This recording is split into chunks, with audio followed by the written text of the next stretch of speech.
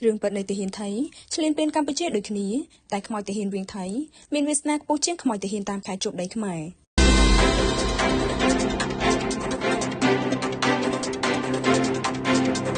ថ្ងៃនេះគេឃើញមានរដ្ឋមន្ត្រីក្រសួងការពារជាតិមិនបញ្ជាការកងទ័ពជើងគោកជើងទឹកនិងជើងអាកាសថៃព្រមទាំងអ្នកមកការជាច្រើនបានចូលរួមបន់ខ្មោចទាហានថៃម្នាក់ដែលបានស្លាប់ដោយសារតែចូលមកឈ្លានពានទឹកដីកម្ពុជានេះជាលើកទី1ហើយដែលគេឃើញមានថ្នាក់ដឹកនាំជាន់ខ្ពស់នៃយោធាថៃមកចូលរួមបន់ខ្មោចទាហានម្នាក់យ៉ាងអធិកអធមបែបនេះតាមពិតខ្មោចទាហានថៃម្នាក់នេះមិនមែនមានអំណាចធំកំពុងពួកអីជាងទាហានឈ្លានពានផ្សេងទៀតនោះទេតែរូបគេជាកងសេនាប្រចាំវៀងថៃ